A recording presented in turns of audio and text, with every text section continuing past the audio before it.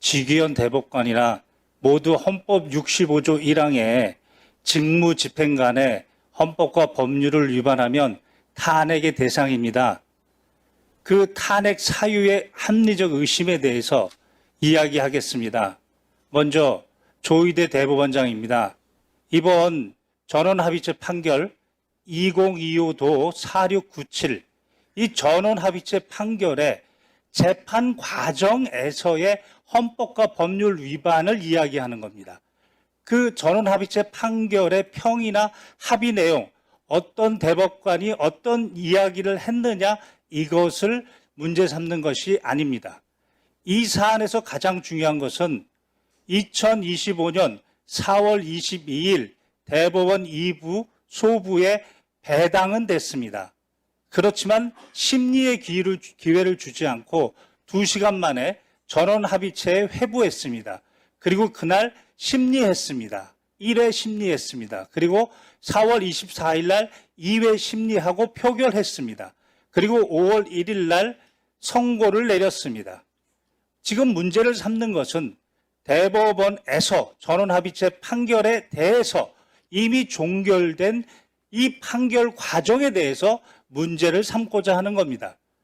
박범계 의원께서 공개한 것처럼, 그리고 대법원 인터넷에 공개된 것처럼 문제가 되는 것은 바로 2025년 4월 22일 이전의 행적입니다. 즉 2025년 3월 31일 날 조희대 대법원장은 이 사건을 배당 전에 다른 사건 재판부를 지정했습니다. 즉 배당 전에 미리 심리를 하게 한 겁니다. 그리고 4월 22일 2부에 배당하기 전에 미리 전원합의체 심리 지정을 직권으로 했습니다. 이 두 부분에 대한 문제점을 말씀드리겠습니다. 먼저 대법원 2부에는 4월 22일 오전에 배당이 됐습니다. 배당이 되면 헌법 102조 1항에 따라 소부를 둘 수 있고 법원 조직법 7조 1항에는 3분의 2 이상의 대법관의 전원 합의체로 합니다. 그러나 단서에 3명 이상이 소부에 배당이 되면 먼저 심리한다고 했습니다. 먼저 심리한다는 것이 원칙입니다. 그러면 4월 22일 날 배당되기 전부터 3월 31일 날 누군가가 먼저 심리하고 있었습니다. 이것은 헌법이 보장하는 소부의 심판권을 침해했습니다. 그리고 소부는 먼저 심리를 하다가 4가지 사유, 다시 말해서 명령규칙이 헌법에 위반됐는지, 명령규칙이 법률에 위반됐는지, 지금 해당 대법원 판결을 변경해야 되는지, 아니면 소부에서 심리하는 게 부적당한지, 이렇게 심리를 한 다음에 전원합의체에 회부하는 겁니다. 그런데 이런 절차도 없이 배당 전에 미리 4월 22일 당일 날 전원합의체 지정, 이렇게 직권으로 심리를 지정하였습니다. 이 부분은 대법원의 내규, 즉 대법원 전원합의체 심리 절차에 관한 규정, 심리 절차에 관한 내규입니다.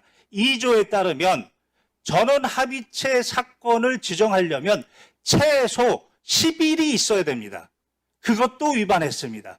22일 날 배당 전에 심리하고 그리고 그날 심리를 한 겁니다.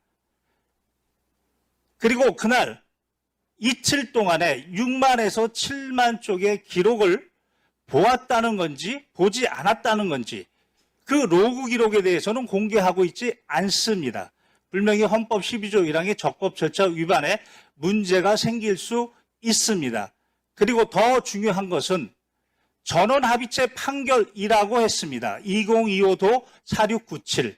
그러나 판결이 변경된 게 아무것도 없습니다.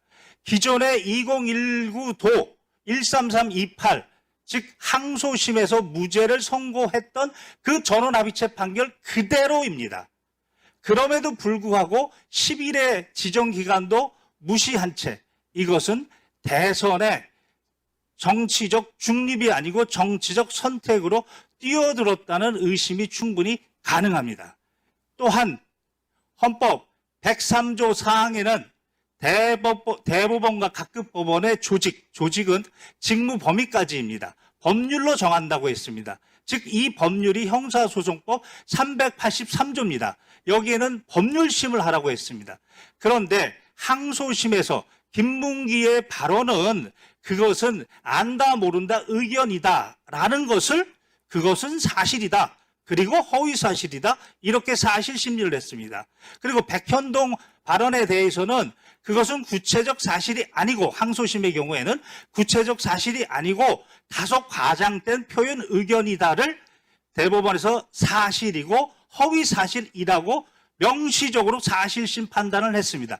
이것은 383조 4호에 사형, 무기 10년 이상의 선고가 아니면 절대로 사실심 심리를 할 수 없습니다. 이와 같이 구체적으로 조희대 대법원은 헌법과 법률의 위반의 사항이 구체적 사항이 있습니다. 그렇다면 헌법 61조 1항에 따라 국회는 국정감사나 조사를 할 수 있고 그때 증인으로 부를 수 있습니다.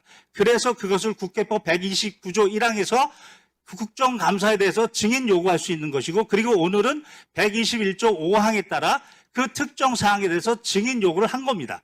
이렇게 되면 증감법 2조에 따라 출석 의무가 생기고 그래서 5조의 2에 따라 불출석 사유 즉 법률에서 면제가 된다거나 또는 천재지변 또는 출석할 수 없는 객관적 불출석 사유를 이야기해야 됩니다. 이와 같이 불출석 의견은 여기에 출석해서 이야기하면 되는 겁니다.